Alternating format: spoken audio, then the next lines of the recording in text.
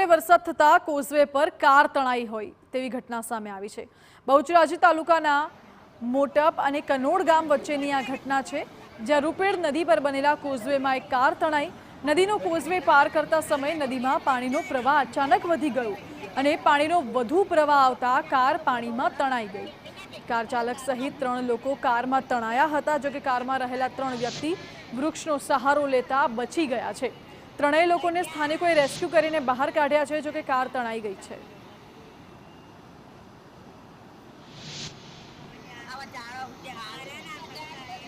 વધુ જાણકારી સાથે જોડાયા છે સંવાદદાતા મનીષ, આ કાર તણાવવાની ઘટના સામે આવી છે, શું છે પૂરી વિગતો? જે સમગ્ર ઘટના એક કોઝવે પર બનેલી ઘટના છે કે જ્યાં રૂપેણ નદીના પાણી અચાનક વધી ગયા અને ધસમસી આવ્યા, ત્યારે એ દરમિયાન કોઝવે પર રસ્તો પસાર કરતી એક કાર ત્યાં પસાર થઈ રહી હતી। એમાં 3 વ્યક્તિઓ સવાર થયા હતા।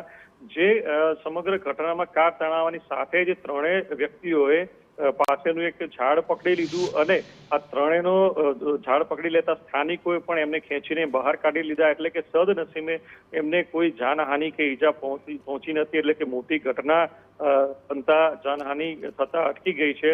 નદીનો કોઝવે પાર કરતા સમયે નદીમાં અચાનક જ પાણી વધુ આવી ગયું હતું અને વધુ પાણી આવતા આ કાર પાણીમાં તણાઈ ગઈ હતી।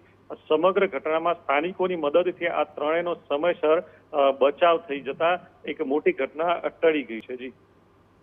જી મનીષ, આભાર આપનો। રૂપેણ નદીમાં પાણીનો પ્રવાહ અચાનક આવી જતા કાર તણાઈ હતી। કારમાં 3 લોકો સવાર હતા, જો કે વૃક્ષનો સહારો લઈને 3 લોકો બચી ગયા છે। સ્થાનિકોએ ત્યારબાદ એકઠા થઈને 3 લોકોને બચાવી લીધા છે।